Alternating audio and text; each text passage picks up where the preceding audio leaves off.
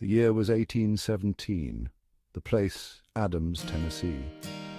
John Bell, a prosperous farmer, lived with his family on a stretch of land bordering the Red River. Life was simple, peaceful. The Bells were respected, their lives filled with the rhythms of rural life. The sun would rise over the rolling hills, casting a golden hue over the fields. The children would play by the river, their laughter echoing through the valley. The Bell family worked hard, tending to their crops and livestock, their days marked by the changing seasons. They attended church on Sundays, their faith a cornerstone of their community. Neighbors would gather for barn raisings and harvest festivals, a sense of camaraderie and mutual support binding them together. Little did they know a darkness was approaching. An unseen entity lurked in the shadows, ready to unleash its terror upon them. It started with small, inexplicable events, strange noises in the night, objects moving on their own. The family tried to dismiss these occurrences, attributing them to the wind or their imagination, but the disturbances grew more frequent, more menacing, whispers in the dark, a cold presence that sent shivers down their spines. The once tranquil farmstead became a place of fear and uncertainty. The Bells sought help from their neighbors, but no one could explain the phenomena. As the entity's presence grew stronger, it began to target the family directly, especially young Betsy Bell. The peaceful life they had known was shattered, replaced by a relentless nightmare.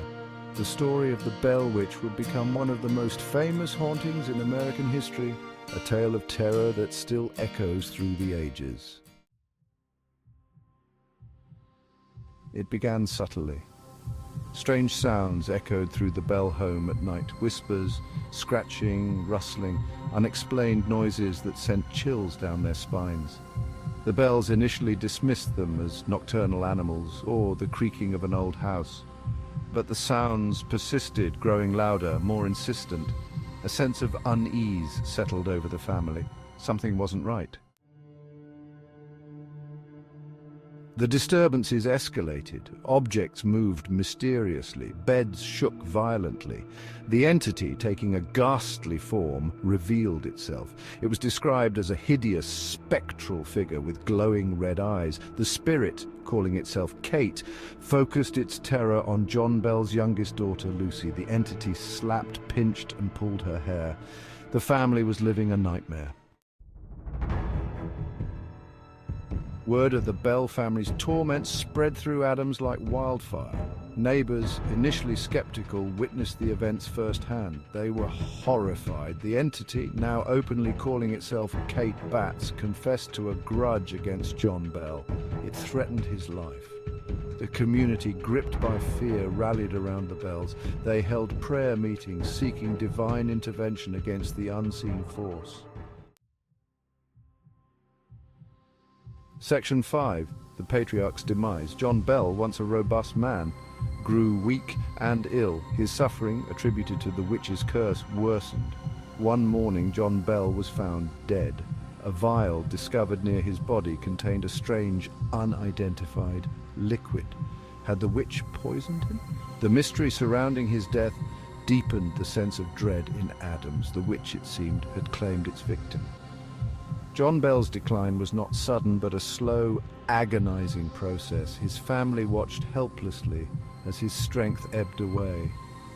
The once vibrant and commanding figure of John Bell was reduced to a shadow of his former self. His illness was unlike any they had seen before, leading many to believe it was indeed the work of the witch. The Bell family had long been tormented by strange occurrences, but this was the most terrifying of all. The discovery of the vial added a new layer of horror. What was this liquid? Where had it come from? The questions swirled around the Bell household, each more unsettling than the last.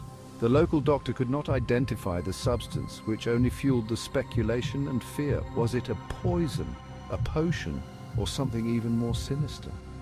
The uncertainty gnawed at the family and the community. Rumors spread like wildfire through Adams. Some whispered that the witch had finally exacted her revenge. Others believed that John Bell had been cursed for some unknown transgression.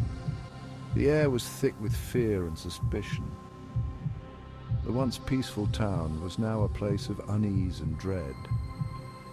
The mystery of John Bell's death became a dark legend, a story told in hushed tones around flickering fires. As John Bell was laid to rest, the sense of foreboding did not dissipate. Instead, it seemed to grow stronger. The witch's presence was felt more keenly than ever. The Bell family, and indeed the entire town, lived in constant fear of what might happen next. The patriarch's demise was not just a personal tragedy, but a communal one, casting a long, dark shadow over Adams. The Bell home, once filled with laughter and life, now stood as a grim reminder of the witch's power. The rooms that had echoed with John Bell's voice were now silent. The family, though grieving, had to find a way to move forward.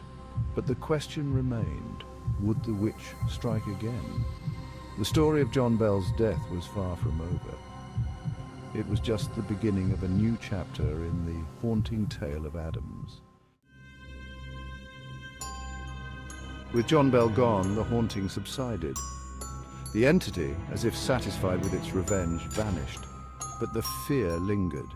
Many believed the witch's curse extended beyond the grave. They whispered of a warning issued by the entity before its departure. It vowed to return generations later to continue its reign of terror. The Bell family, forever marked by the experience, tried to rebuild their lives. But the shadow of the witch's curse continued to loom large.